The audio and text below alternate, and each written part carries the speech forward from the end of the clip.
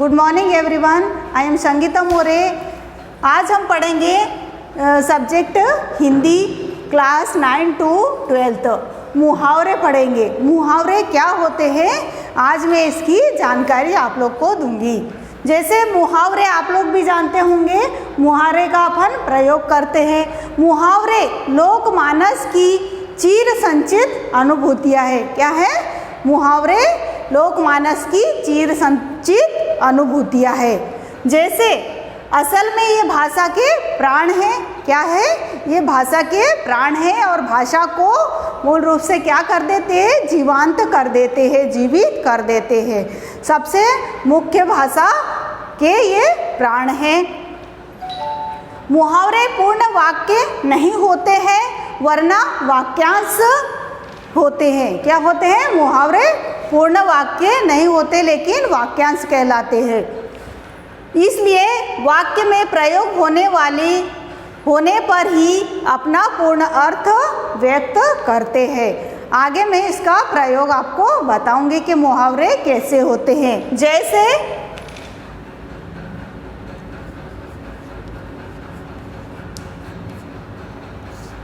मुहावरों का प्रयोग,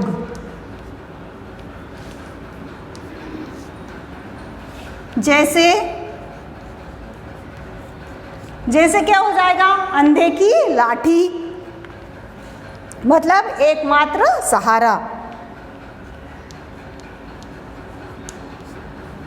अंधे की लाठी मतलब हो जाएगा एकमात्र सहारा।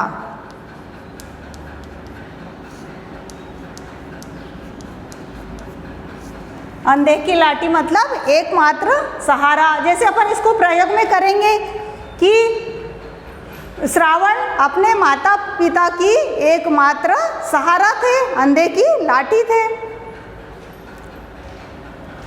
श्रावण कुमार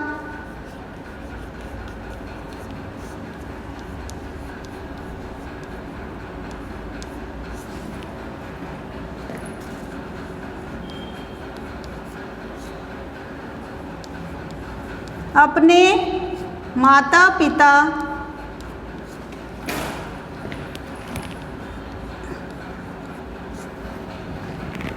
पिता के लिए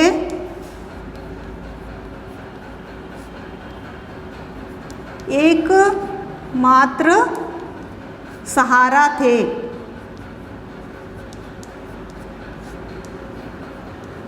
क्या थे वो? अपने माता पिता के लिए एकमात्र सहारा। मतलब उसका प्रयोग किया अपन ने। ये मुहावरा है, अंधे की लाठी मुहावरा है और इसका अर्थ क्या निकलता है? एकमात्र सहारा। इसका अर्थ क्या निकलता है बच्चों? एकमात्र सहारा। इसका अपन ने प्रयोग किए। कई प्रकार के प्रयोग कर सकते हैं अपन इसमें, अलग अलग मुहावरे अपने मन से बना सकते हैं और उसके प्रयोग भी अपन अपने मन से कर सकते हैं। सिर्फ आपको आना चाहिए कि इसका अर्थ क्या निकलता है, अर्थ सही होना चाहिए, उसके आधार पर अपन प्रयोग कर सकते हैं। इसमें कोई भी उदाहरण ले सकते हैं। इसमें अपन ने श्रावण कुमार का लिए और दूसरे उदाहरण भी ले सकते हैं। आगे अपन पढ़ेंगे जैसे आज ना आना, नुकसान ना होना। जो ईश्वर पर अटूट विश्वास करता है उस पर कभी आँच नहीं आती है। दूसरा पढ़ेंगे अपन अक्ल का दुश्मन मूर्ख व्यक्ति। बोलते हैं ना अपन किसी को भी अक्ल का दुश्मन, मतलब मूर्ख व्यक्ति। क्या अक्ल के दुश्मन हो गए जो कुएं में कूद गए? कहते हैं अपन कि क्या आप अक्ल के दुश्मन बन गए जो कुएं में कूद गए। इसी प्रकार बहुत सारे हैं, जैसे आस्तीन का सांप धोखा देने वाला साथी।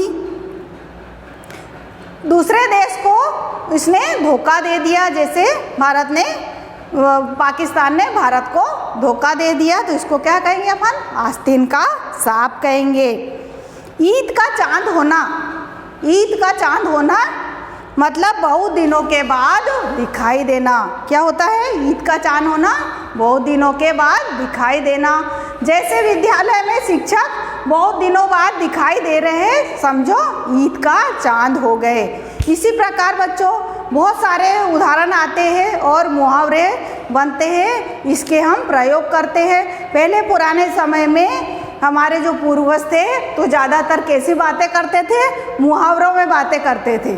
अंधे की लाठी, श्रावण कुमार, इसका बताया आपको प्रयोग तो अपन किसी भी प्रकार से कर सकते हैं। इसी प्रकार पहले पूर्वज लोग ज़्यादातर मुहावरों में ही बातें करते थे। Thank you so much.